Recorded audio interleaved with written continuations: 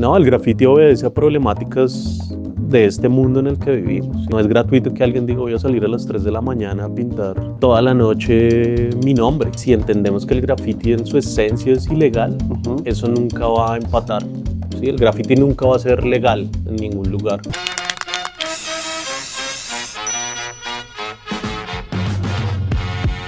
Hola gente, bienvenidos a un episodio más de Planeta Graffiti. El día de hoy estamos en el Instituto Bogotano del Corte. Tenemos un invitado muy especial, Steven Fish. Estamos aquí en el templo del stencil. Les voy a dar un breve contexto para los que no lo conozcan. Steven Fish es un street artist de Bogotá, es pionero y de hecho yo diría que fue de los primeros y pues de mis primeras influencias y de las más importantes. Bueno, vamos a ahondar de una vez en la materia, ¿no? ¿En qué momento tú empezaste a pintar? ¿Sobre qué año? ¿Cómo te acercaste al aerosol? Pues yo empecé a callejear mucho como a los 14, 15 años. Esa fue como la manera de empezar a ver muchas cosas en la calle. Al principio era el barrio, obviamente, cuando era niño. Sí. Yo crecí por la zona noroccidental, ahí por Santa Elenita, eso es Engativá. Entonces ahí ya callejeaba mucho, pero cuando empecé a salir solo al centro, a Chapinero, otro montón de lugares, empecé a ver un montón de cosas que me llamaron la atención. No graffiti necesariamente, sino cosas que pasaban, papeles, carteles, un montón de cosas. Y cuando entro a la universidad, ahí terminamos un grupito muy particular también con un gusto por callejear, por salir de farra, pero de esa farra más callejera, ¿no? No tanto ir a un lugar, sino de tomarse unas polas en la calle. Parchar, callejear. Caminar a otro lado, tomarse otras polas. Y ahí fue que empezó un poco la idea de qué pasaba en la calle, cómo se podía intervenir. Nosotros ya estábamos viendo algunas cosas que estaban sucediendo por Chapinero, por la séptima, a la altura de la Javeriana, stencil sobre todo. Y seguro ya habíamos visto tags por ahí o bombas. Para el año que tú empezaste a pintar, sí, cuando yo empecé a pintar y yo ya te veía a ti y había muy poco graffiti, casi todo era graffiti político, tipo liberen a los presos políticos, ajá, Juventud Comunista, ELN, lo que sea, bla, bla. ¿Tú recuerdas a quiénes veías tú cuando empezaste? Esa referencia del graffiti político es importante, pero esa es de toda la vida, desde cuando era niño, la 26, la Nacional, el Centro. Nosotros empezamos a ver esos stencils sobre el 2001, 2002 más o menos. Ahí también es importante lo que pasa con las Torres Gemelas. Hay un boom a nivel mundial de imágenes que empiezan a aparecer en la calle anti-yanquis. Había una que era Bush con las orejas de Mickey Mouse, y otra que eran las Torres Gemelas y dos aviones haciendo como la M de McDonald's cuando los estaban estrellando. Y esas aparecieron acá también. Y aparte de esas habían otras super random, sin firma. Y en el 2003, entre 2002 y 2003, ocurre algo ahí entre el grupito que teníamos y decidimos sacar un fanzine que termina llamándose Excusado. Y a partir de ese nombre empezamos a hacer varias cosas. Sí, el fanzine era como el vehículo principal, pero nos damos cuenta que hay otro montón de cosas que nos gustaría hacer. Y una de esas es pintar en la calle. Primero lo hacemos en la universidad. Yo ya había hecho algunas pruebas de stencil en mi casa, en camisetas, sobre la pared. Me habías contado que le sacabas como conchitos de aerosol a tu papá. Tenía la facilidad de que mi papá tenía aerosoles en el garaje. Sí. Entonces sacaba uno, hacía una prueba y lo volvía a poner ahí. Y de hecho yo creo que las primeras veces que pintamos con Excusado fueron aerosoles de mi papá, seguramente. Que no había problema, no era que me los sacara, sino que se podían agarrar. Y ahí es que tomamos la decisión de un día encontrarnos en Chapinero, en el Parque Nacional, y coger toda la séptima hacia el norte y pintar, como tomarnos una pola, pintar un rato, tomarnos otra pola, y ahí arranca la cosa. Pero de referentes no tengo nombres en ese momento porque eran cosas, pero habían cositas sueltas, se veían, sí, habían cositas sueltas. Y se veían mucho porque no había nada, como a nivel de graffiti o de stencil o de carteles. En esa época uno con un posterman se hacía ver por todos lados. Claro, entonces lo que estaba ahí se veía un montón, entonces no es que hubiera mucho, pero como era lo único, claro, resaltaba. Cada vez que pasaba por la séptima era como, ya hay uno nuevo, ya hay otro nuevo. Se empezaban a crear como unos nichos ahí de 5, 6 diferentes, 3 diferentes. Entonces ese es el primer referente de ese momento, sumado a lo que ya venía de antes de callejear, del graffiti político, del gusto por la calle. Arrancamos ese día y ahí ya pues se creó como una intención muy fuerte de seguir haciéndolo. Sí, como que lo agarramos, no era algo con una rigurosidad así muy estricta, pero sí empezamos a salir, no sé, una vez a la semana, Sobre todo los fines de semana, viernes, sábados. Sí. Primero séptimas, pues dijimos, no, pues también agarramos un pedazo de la 13, después no, vamos al centro, después bajémonos a la 24, después la 72. Y como éramos 4, se veía bastante. Llegamos y fue un golpe súper fuerte porque eran 4 personas poniendo de a 2 o 3 stencils, cada uno diferente. Sí. Entonces, alguien que pasaba el otro día por la calle, por la séptima, por ejemplo, pues veía como unas 12 imágenes diferentes cada cuadra. Me identifico. De hecho, sí, yo veía todo eso, yo me acercaba a las paredes, las tocaba, las olía, de todo, y decía, wow. Y empecé haciendo stencil, pues como un poco por esa primera influencia que tuve de lo que veía de Excusados. Fue un arranque potente para lo que había en la época. Sí. Hoy en día, pues obvio, hay un montón de cosas y casi que se vuelve difícil ver, Sí. pero con la potencia que teníamos de que no había nada, de que habían muchas imágenes, de que también empezamos a hacer carteles, de que aparte sacábamos fanzines, empezamos a meternos de a pocos en ese mundo alternativo un poco. Nosotros estábamos ya graduando de la universidad, estudiamos diseño gráfico en la Nacional y no había un objetivo claro. ¿Sí? Ninguno de los 4 tenía la idea de, bueno, voy a salir y me voy a dedicar a una agencia de diseño, de publicidad, o voy a montar la mía, o quiero trabajar con el gobierno. No. Ninguno tenía un objetivo claro y empalmó muy bien con lo que empezó a pasar a partir de eso. Nosotros, algo que hacíamos, por ejemplo, al principio era hacer unos stickers súper pequeñitos y le poníamos el correo electrónico. Era una imagen y el correo electrónico así súper pequeño. Lo hacíamos como por que hubiera así un punto de contacto de la época, no había redes sociales, pero tampoco era que estuviéramos esperando realmente que alguien nos escribiera. ¿Y quién les escribía? Ustedes tenían una nota en El Tiempo, me acuerdo. Eso fue después, pero al principio empezaron a escribirnos correos, así como oigan, vi lo que hicieron, qué chévere, o qué es lo que ustedes hacen, qué es lo que van a vender, es una campaña de expectativa de una marca. Entonces todos esos feedbacks que empezaron a suceder, la gente misma en la calle, que era difícil encontrar, como coincidir con alguien mientras se pintaba, pero ya con el paso de los meses, sí coincidíamos con alguien en la madrugada y como, oigan, chévere lo que están haciendo. Sí se sumó y empezamos a irnos como a pensar que podíamos dedicarnos a eso de lleno, que para esa época era algo muy difícil de concebir, no existía un ecosistema como el de ahora, ¿no? Ni de materiales, ni de proyectos, ni de parches pintando. No, ni de referentes, nadie vivía de pintar graffiti en esa época, nadie. Exacto, nadie lo pensaba a futuro. Pero nosotros nos dimos cuenta, bueno, acá hay algo que se puede crear. Creo que también a nivel personal, seguirlo haciendo hasta hoy en día, sin haber parado todos estos años, tiene que ver con eso, y es con una idea de construir algo que está ahí latente, pero que hace falta construir.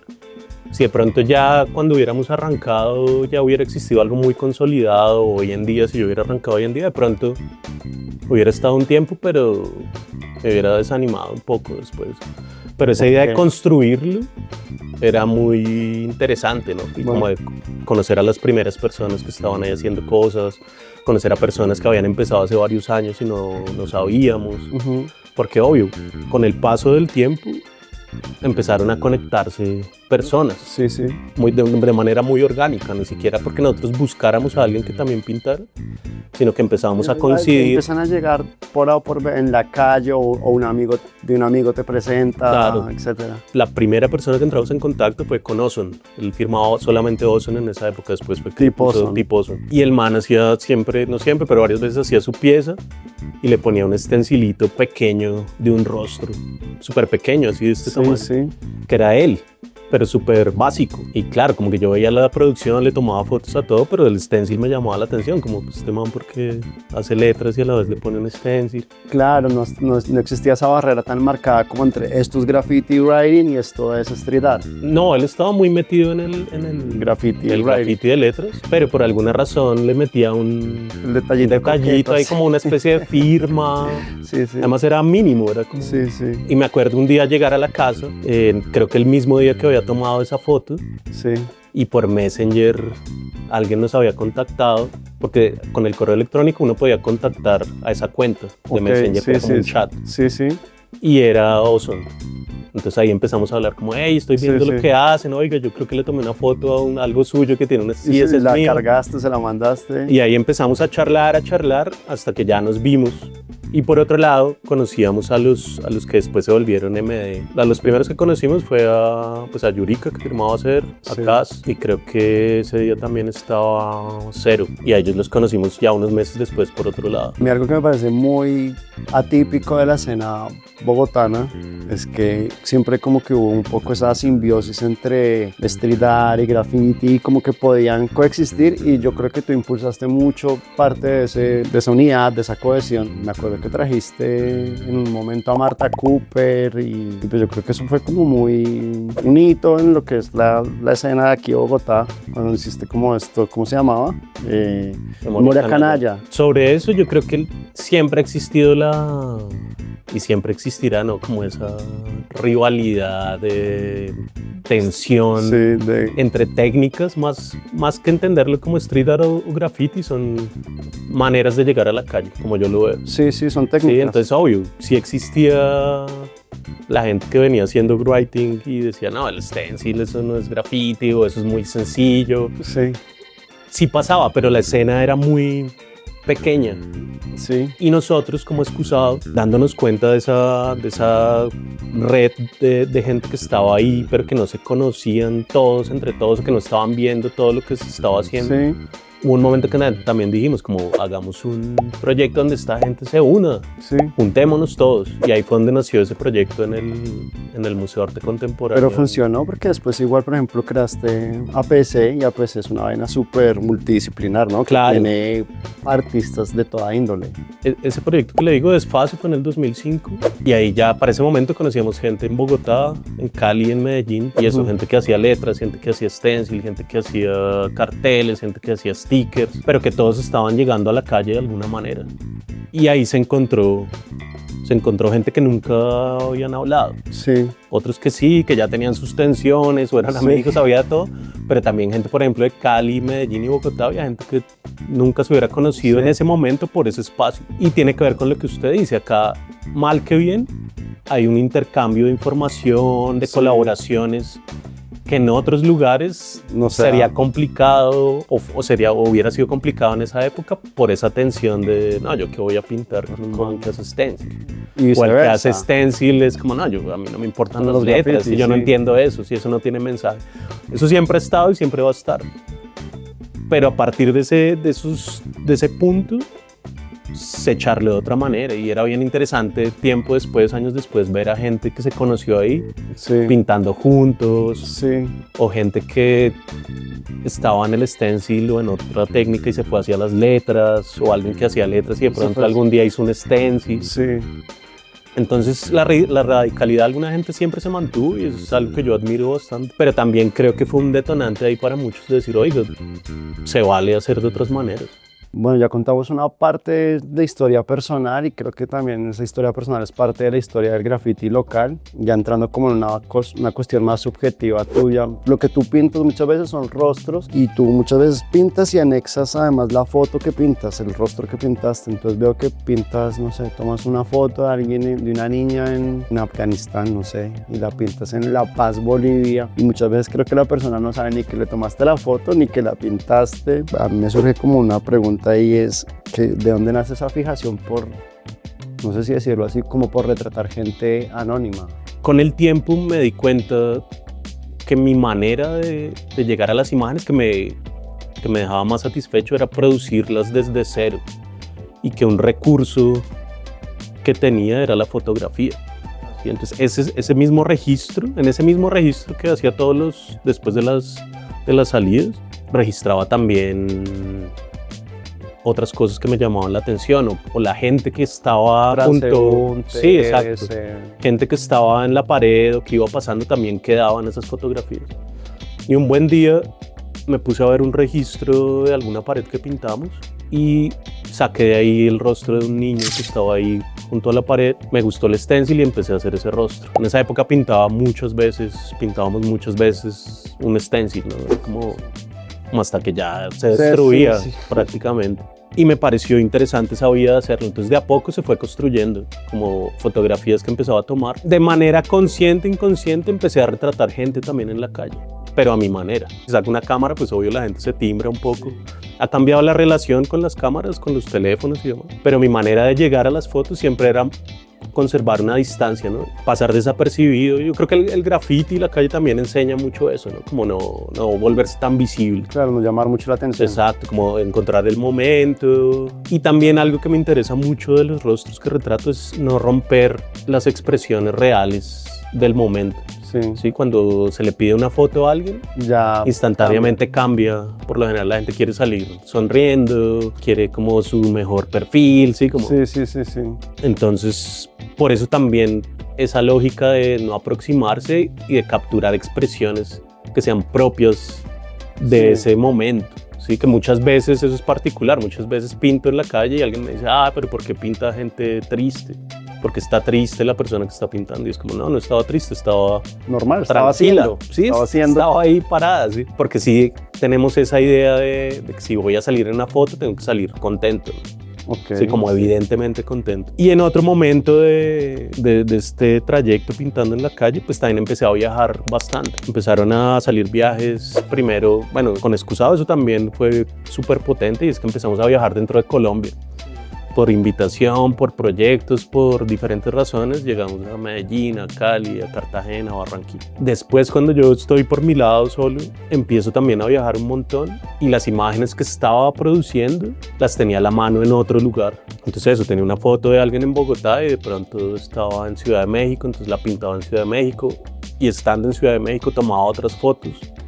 Y ya estaba de vuelta y de pronto saltaba a Ecuador, y en Ecuador pintaba las que tomé en Ciudad de México. Se convirtió en un modus operandi de intercambiar lugares y rostros. Fue algo muy natural como se fue dando, y después empecé a entender un poco también cosas a partir de eso, ¿no? Como de todos estos fenómenos migratorios, de la lógica de las fronteras y lo anónimo también.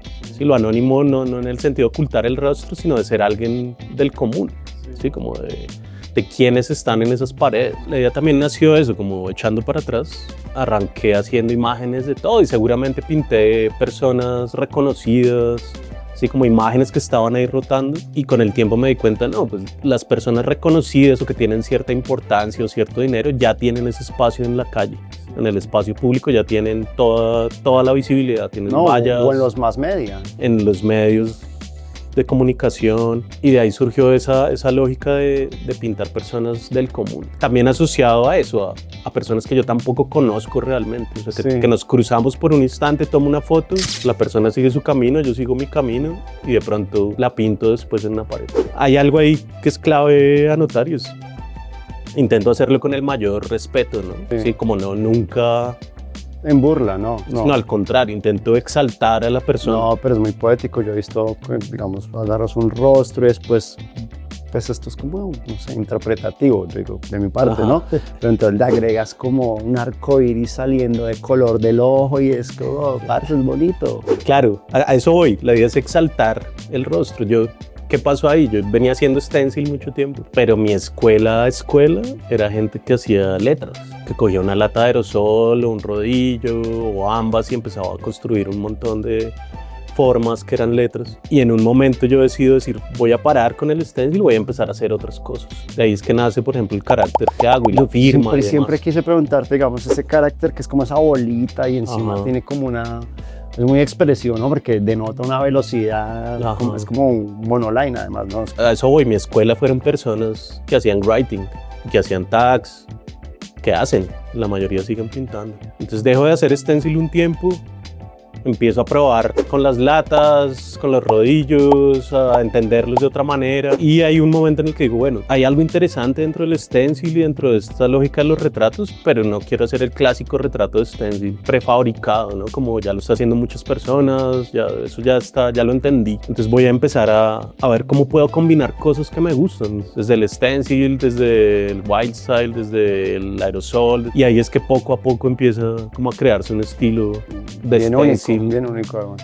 pero obvio, fue un proceso. Pero en ese transcurso, pues todo está casi que en paralelo. Ahí es donde sale la firma también, que también era una firma súper choneta, súper diferente al principio, digamos que estaba a la base, pero pintando en la calle fue adquiriendo otra velocidad, otro ritmo, otras formas, otro balance. Y para mí es mi firma, ¿sí? También pongo Sting, pero el carácter es mi firma. ¿Qué apreciaciones tienes tú sobre lo legal, lo ilegal, lo público, lo privado y la relación con, no sé cómo encasillarlo, graffiti o en general pues como el arte urbano? ¿Tú qué piensas de todo esto? Pues yo creo que el motor es la ilegalidad. O sea, ¿tú crees que es más puro cuando es ilegal? Pues no sé si hablar de pureza, no sé si sea ese el término, pero la esencia es ilegal. Exacto, mal que bien para muchos, y pues ahí me incluyo, la ilegalidad es un factor súper potente. ¿Sí? Es muy diferente cuando alguien se acerca y me dice, pille, pinté eso anoche sin permiso, a cuando alguien me dice, mire, me dieron permiso y pinté esta otra cosa acá. Puede ser que las dos me gusten, sí, pero ese factor ilegal ya lo convierte en otra cosa. Sí. Cuando yo pinto algo sin permiso, sea de día, sea de noche, y lo ejecuto según el plan que tengo, pues obvio el sentimiento es mucho más potente que cuando me dan permiso, que cuando hago parte de un proyecto, o cuando sé que no necesito ese permiso. Ese factor de completarlos ilegalmente, pues sí lo convierte en otra cosa, lo vuelve memorable de otra manera. Entonces es algo que desde el principio, desde que arranqué, desde esa noche que les cuento que salieron a parchar por la séptima, que salimos a pintar ahí, hasta hoy en día es un sentimiento que se conserva intacto, ¿sí? Como esa lógica de lograrlo por cuenta propia. Todos hemos pintado en algún espacio legal, permitido, etcétera, etcétera, pero siento que igual alejarse de lo ilegal es como alejarse de la raíz, ¿no? Claro. De donde realmente surge el graffiti, no sé. Claro, pues yo lo leo como ciclos de cada persona. Todos tenemos una historia muy diferente. Hay personas que abandonaron totalmente lo ilegal, hay personas que siempre se han mantenido en lo ilegal, hay personas que mezclan, hay personas que vuelven después de un tiempo a lo ilegal. Entonces son ciclos. Muchas veces hace falta más estas conversaciones donde se entiende de dónde provienen los movimientos que están ahí en la calle, ¿sí? Porque a veces, claro, hoy en día hay unas lecturas muy tergiversadas de la calle, de la ilegalidad, del graffiti, como que todo lo meten dentro de una misma bolsa y tiene unos... No, eso no se puede homogenizar. Claro. Yo creo que hay tantas maneras de vivir esta práctica como gente que lo hace. Claro. Ahí lo que siento es más que entran a jugar unos intereses que están fuera de las personas que pintan en la calle, que ya lo vuelven complejo. Sí, entonces, por ejemplo, hace unos años circulaba un video por ahí en Facebook, como no, pintar en Bogotá es legal y es la capital mundial del graffiti y se puede pintar donde uno quiera. Do you know in Bogotá, Colombia, you're allowed to graffiti on the street? Pero decían a una promoción turística, exacto, sí, como que se quería atraer turistas a partir de pintar a Bogotá como una ciudad, una capital legal del graffiti. Es como, pues obviamente es un invento, sí, es como... Sí. Entonces eso sí deforma un montón la manera en que se entiende lo que se está haciendo en la calle. Y obviamente hay generaciones nuevas que llegaron a un momento donde todo está muy dado para vivir de pintar en la calle o para lucrarse. Sí, o para... gente que está empezando a pintar y ya quiere vivir de pintar graffiti. Es como, claro que no. Joder, eso antes no daba un peso, al contrario. Al contrario. Pues todavía sí. Si uno se pone a ver personas en particular, todavía hay muchas personas que no lucran del graffiti, sino que al contrario invierten dinero, así sea poco, sea mucho, están ahí invirtiéndole a algo que no está pensado para que devuelva el dinero. Y siento que ese es el otro factor complejo, y es cuando la discusión es más sobre el dinero, también se desvirtúa un montón la lógica del graffiti.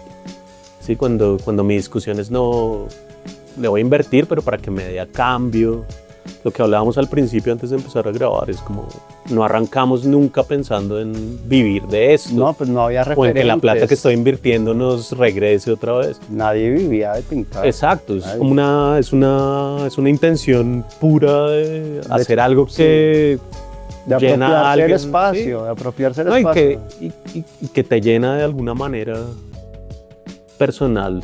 Sí, alguna como- búsqueda interior. Sí, exacto. Sí, porque sí es, o sea, tiene toda una lógica de salir a la calle y apropiarse de un espacio, intervenirlo, pero obviamente también hay algo que es muy difícil de responder y es por qué hacerlo y no estar tranquilo en su tu casita. casa tomándote un café, viendo la telenovela, leyendo un libro. Visitando a la familia, a la novia, lo que sea, y estar chupando frío en la calle, lluvia, Problemas, que poderse ir a la UPJ, o sí. te pueden robar, Exacto, o lo que sea. exacto. Sí. Entonces, ¿por qué? ¿Sí? Entonces uno puede dar una explicación ahí como muy básica de cómo funciona el humano en su entorno, ¿sí? De decir yo estoy acá, yo lo intervengo y demás, pero también la explicación de por qué cambiar esa comodidad por algo incierto, Sí. es difícil de encontrarlo.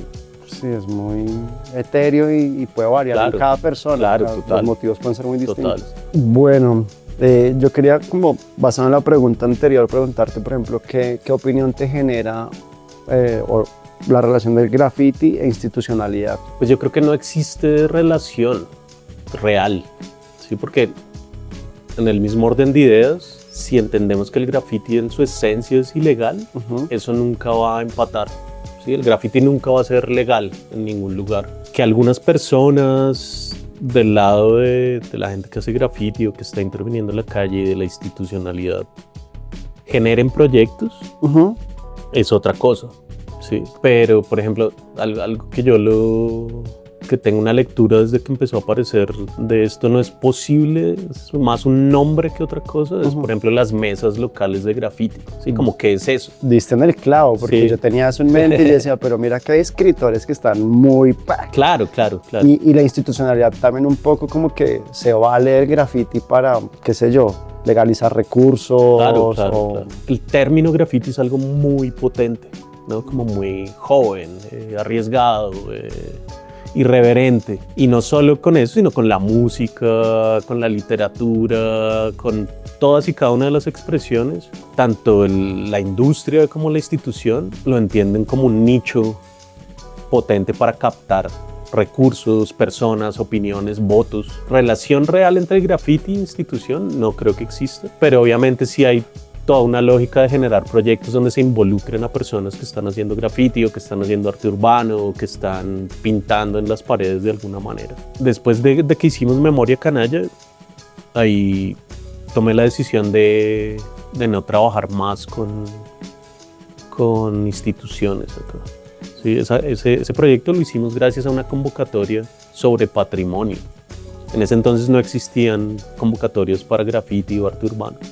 Entonces logramos camuflarnos un poco para ganar esa convocatoria. Y años después de lo de Trípido y otras cosas que pasaron, fue que aparecieron estos espacios, mesas locales de graffiti, digamos. Pero para esa época yo ya tenía una decisión firme de no, voy a hacer las cosas por mi lado. Sí, autogestión, total. Sí, pues de diferentes maneras construir proyectos, pero no vincular mi trabajo en la calle con proyectos de este tipo. De pronto eso se basa como en un pilar ahí, como ¿cómo sería eso? Como un código no escrito, que es como el respeto, ¿no? O sea, como que obviamente no es el mismo respeto hacerlo ilegal, Claro. a hacerlo legal, Claro. Y no te da la misma legitimidad en lo que tú haces, dices. Claro, pero también hay una parte fundamental ahí, es muchos de los que llegamos al graffiti y a la calle, lo hicimos también por una lógica de entender el mundo de otra manera, ¿sí? De poder hacer algo a partir de otros códigos, de otras rutas, construir nuestra propia manera de hacerlo. Y a mí se me hace muy chocante terminar trabajando para una institución donde tengo que pasar el RUT, tengo que dar mi nombre real, tengo que hacer un informe, tengo que meterle un logo muchas veces, No, un y escudo. es una gráfica muy complaciente, muy domesticada. Total. Uno ve y como que en general, ¿no?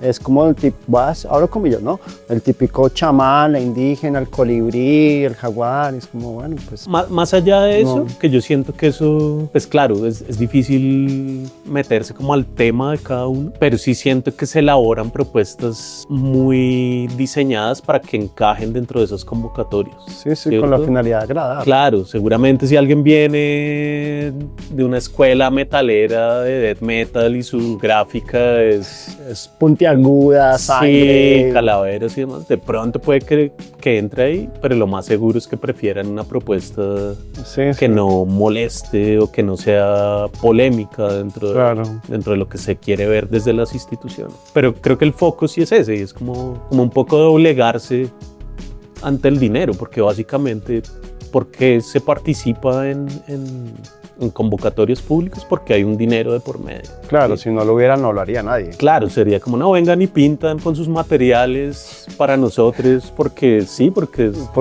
les damos esta pared, porque les damos esta pared. De pronto eso fue algo que fue creciendo. En algún momento sí había muy pocos recursos y sí ofrecían solo una pared, pero hoy en día es toda una infraestructura de dinero. Siento que a veces falta ir más a lo profundo de por qué se hacen las cosas. Y algo que está pasando en Colombia, no solo en Bogotá, sino en todo Colombia, pues sí es un proceso de gentrificación muy potente. Claro. Colombia pasó de ser un país vetado, ¿sí? Un país al que muy pocas personas querían venir, a ser un país con una industria turística gigantesca y de inversiones de muchos tipos.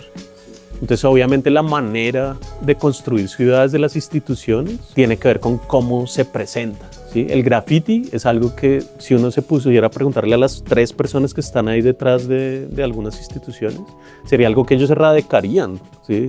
O sea, ellos preferirían tener una ciudad gris y blanca y muy plana, ¿cierto? Pero obviamente es algo que ya se salió de control hace mucho tiempo. Entonces, el punto no es erradicarlo, sino darle un contenido, una forma, un envase. ¿Sí? Entonces, por ejemplo, ¿qué fue lo que pasó con este proyecto de hace un par de años? Es como cojamos lo que ya está ahí, repintémoslo un poquito más elaborado y pongámosle un rótulo que es museo, ¿sí? Entonces yo voy y veo, pero el rótulo de museo ya me lo vende de otra manera. Siento que hoy en día el graffiti está legitimando vainas que no debería legitimar. Total, ¿no? Y pues también hay que ser conscientes de la realidad en que vivimos. Hay miles de problemas en una ciudad como Bogotá, mucho más importantes que una pared pintada con tags y con throw-ups y con lo que sea que esté pintado, y recursos que se invierten, porque no es una cantidad pequeña, es un montón de recursos. Mucho dinero. Sí podrían atacar esas fallas estructurales de las que usted habla, o podrían empezarse a atacar de alguna manera, empezar a construir otro tipo de cosas. Y a veces la manera de llamar las cosas ya genera toda una lectura que no es real. Sí, entonces, claro, a la gente le dicen esto es un museo ahora, y sin pensarlo, sin verlo, sin discutirlo, es como, ajá, no, pues súper bien, sí, ya no tenemos el problema del grafiti, ahora tenemos un museo. Entonces, claro, no parece algo tan grave, ¿cierto? Es como, no, pues le dimos pintura, presupuesto, lo pintamos, quedó más colorido. Aparentemente pues todo funciona muy bien, pero ¿qué es lo que está pasando casi que desde que empezó, pero hace un año? Es que ya se está volviendo a pintar encima de manera ilegal. Sí. Y se están empezando a generar un montón de tensiones que ya venían desde atrás, pero que ahí se acentúan mucho más. Y claro, porque hay gente que no suscribe y dice, esto es una vaina institucional, a mí esto no me representa y yo voy a seguir haciendo graffiti ilegal y bailo. O personas mismas que pintaron ahí, pues sí. Obvio, ya. Una transacción, lo que tú decías, claro. Y se acabó, claro, ya cumplí mi parte, ya. Entonces mi lectura un poco de la institución a largo plazo, que se va en contra del movimiento mismo. Sí, porque empieza a generar esos bandos y esas tensiones. Sí, es como el buen graffiti, ¿sí? Que ellos mismos lo dicen en las leyes que han hecho, y es la práctica responsable del graffiti. Sí. Entonces lo que está fuera de eso es práctica irresponsable. Entonces es como generar bando de buenos y de malos. ¿Y qué pasa con los buenos y los malos? Pues van a estar chocando constantemente. Sí, obviamente. Polaridades. Claro, obviamente si yo pinto una pared legal o ilegal con mis recursos, puede ser que me guste solo a mí o que le guste a 2 personas nada más, y viene alguien y la tapa, ¿sí? Como desde un proyecto institucional. En lo personal, yo que vengo de esa tradición de ganarse los espacios. Sí, ¿no? y como de mantener ese respeto, pues voy a ir a pintarla al otro día. Y alguien que está empezando de pronto no tiene esa lectura o no tiene esa escuela y dice, no, pero ¿cómo así? ¿Por qué me va a tapar? Si a mí me dio permiso la alcaldía, así como, ¿qué está por encima de la alcaldía? Yo ya tengo el permiso total, ¿sí? Es como... Pero ahí es donde se vuelve válido el graffiti, porque justamente viene a cuestionar toda esa autoridad o todo eso. Claro, pero esa lectura la tenemos algunos. Hay otras personas que llegan directo a pintar a proyectos institucionales y tienen más la lectura de lo institucional y es como si la institución me dio permiso, pues yo ya puedo hacer lo que quiera y nadie me puede venir a tapar. Y ahí pues obvio el golpe es duro cuando, pues claro, es la primera vez que pintan una pared grande o mediana y a las 2 semanas tiene un par de throw-ups encima y es como, puto, sí, es como... Yo entiendo que el institucional siempre va a estar, ¿sí? Eso es lo que hablaba al principio, es como, pues obvio, al tener tanta potencia estos movimientos siempre se los van a querer apropiar, pero creo que hoy en día estamos en un momento en que pueden existir otro tipo de procesos para generar esos proyectos y los proyectos que se han hecho acá o la mayoría de proyectos que se han hecho acá siento que han sido a las patadas. ¿Sí? Es como cantidad. Sí, necesitamos es cantidad. ¿Sí? No. Y eso es algo que es súper común en los proyectos institucionales y es como uno se pone a ver los comunicados, las conclusiones del proyecto y son solo números.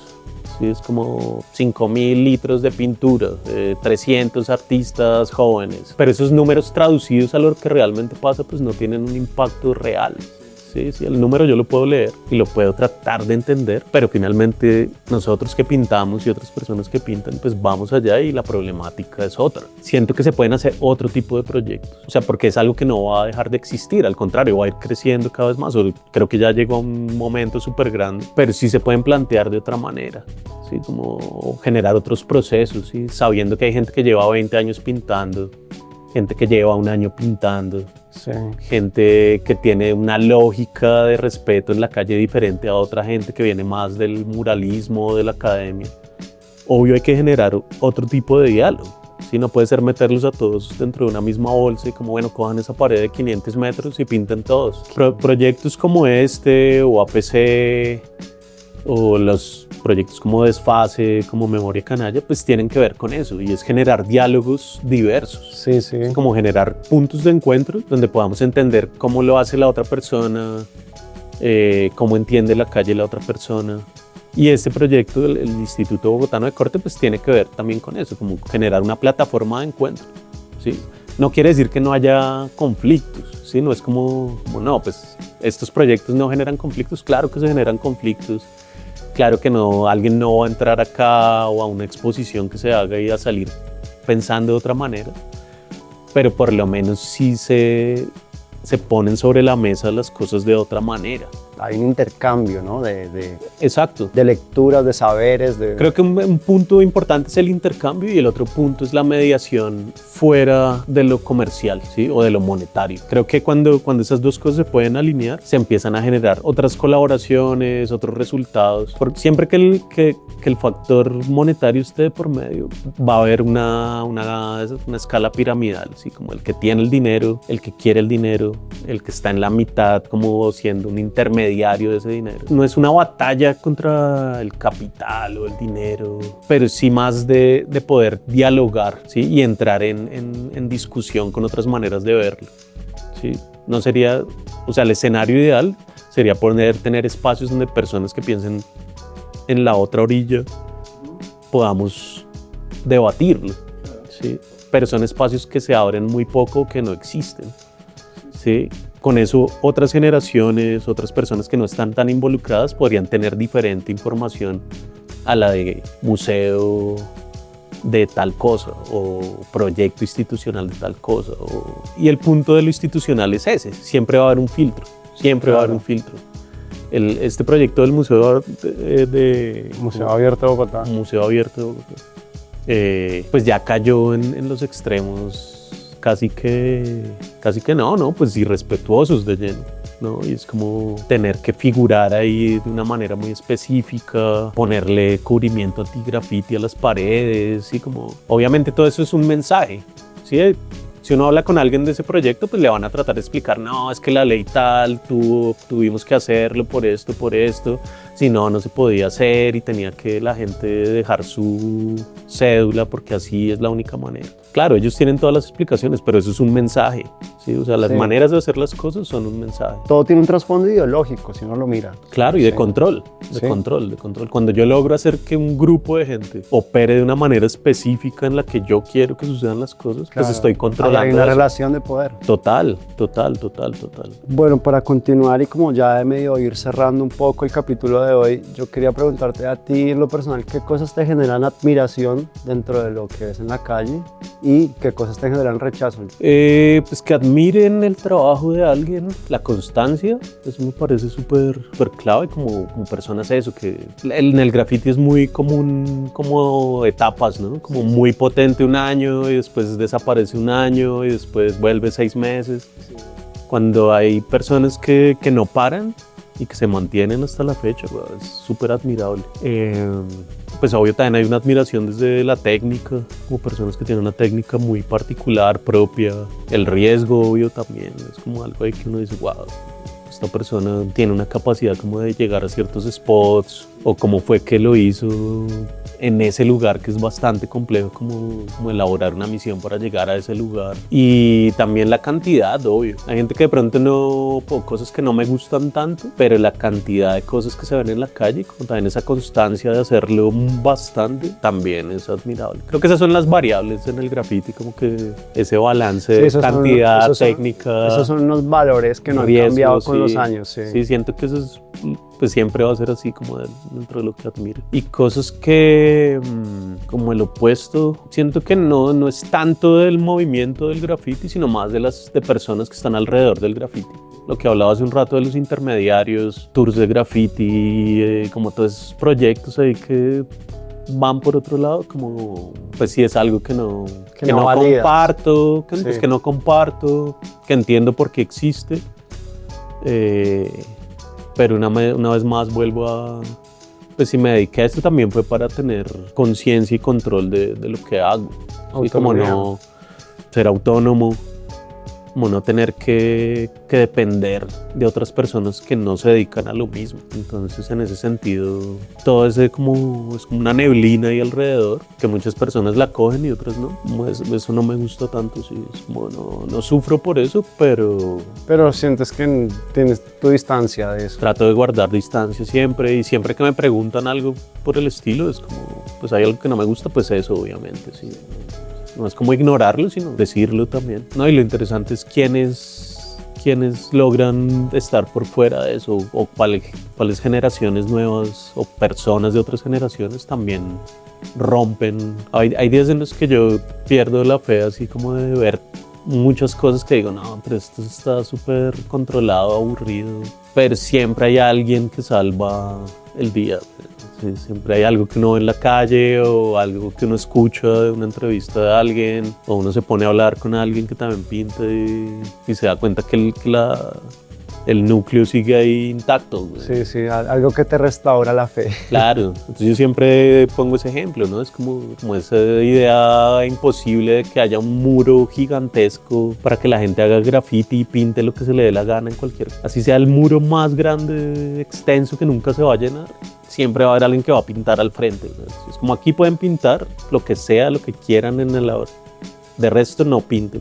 Siempre va a haber alguien que dice, no me importa, voy a pintar al frente. Sí, claro. Y ahí es donde las cosas tienen valor. Como que sigue existiendo la lógica en su esencia. El movimiento en sí es como es, ¿sí? No le critico nada. Pero lo que ocurre alrededor sí hay cosas que no me suenan tanto. Y ya como para darle un poco cierre, ¿a ti qué te gustaría decirle a la gente, especialmente a los que están empezando, por ejemplo? No, yo creo que hay que tratar de mantener las convicciones que se tienen en lo que se hace. El graffiti, la calle, arte urbano, muralismo, como lo quieran llamar. A pesar de esta burbuja como muy comercial desde donde se ve hoy en día, y como que todo está muy prefabricado, en realidad sí es un proyecto de vida que se genera a partir de la constancia. Sí, es como... Hay gente que tiene muy buen trabajo o gente que tiene habilidades en la calle súper fuertes, pero creo que entenderlo día a día y practicarlo día a día y construirlo día a día es lo que lo vuelve una manera de entender el mundo. ¿Sí? Entonces siento que más allá del negocio, del proyecto, que está bien, o sea, todos necesitamos una manera de vivir en este mundo con las reglas que nos impusieron, pero también que lo construyamos como una manera de entender el mundo, pues es lo importante, ¿sí? Lo que nos permita entender sobre lo que está pasando hoy en día. Y desde ahí pues hay un montón de problemáticas que si uno se pone a ver como en otra velocidad, pues están relacionadas, ¿sí? No es como, no hay que casarse con esa idea, no, el graffiti es de pelados y pues porque están desocupados o son irreverentes cuando están jóvenes. No, el graffiti obedece a problemáticas de este mundo en el que vivimos. Y lo que hablábamos al principio, pues, no es gratuito que alguien diga voy a salir a las 3 de la mañana a pintar toda la noche mi nombre. Esa idea de que es por egocentrismo y el ego y eso, esa es una idea muy perezosa, ¿sí? Muy mediocre. Sí, es una lectura muy cortoplacista de las cosas. Sí, es como, es que tienen mucho ego y quieren ver su nombre por todos lados. Y es como, no, el mundo es un mundo realmente complejo. Pero a lo que iba era, pues apostémosle a tratar de construir nuestra manera de entenderlo desde lo que hacemos, compartido con un montón de cosas, pero que también haya una crítica desde cómo leemos el mundo, que si se vuelve un producto más, como una caja ahí donde está todo incluido, así como un cereal ahí que solo ponerle leche y comérselo y ya, y no tiene sentido, sí, que esté lleno de azúcar y que estemos contentos comiendo azúcar, pues ya como que pierde totalmente. Pues es que yo creo que esa es la función del graffiti, cuestionar el status quo de las cosas, cuestionar la seguridad, cuestionar la policía, cuestionar la propiedad. Total, y que cuando creamos que se está volviendo el status quo, intentemos ver más allá de lo que está sucediendo en lo aparente. Por eso digo, siempre hay gente que lo saca a uno de esa decepción, ¿no? Como de ese... Alguien que salva el día. Sí, total. Usted salvó el día hoy, güey. Bueno, chévere. Severo, gracias. Qué chimba tenerlo acá, pero de verdad que referente titánico aquí de la escena bogotana y nos quedamos cortos. Hubiera querido preguntarle cantidad de cosas, pero bueno, los invito a que lo sigan. ¿Salen las redes qué? ¿Stinkfish? Stinkfish. Sí, búsquenlo y empápense un poco de la historia. Hasta aquí llegamos el día de hoy. Espero que les haya gustado y que se lleven de pronto alguna reflexión, algún aprendizaje y que les sea útil.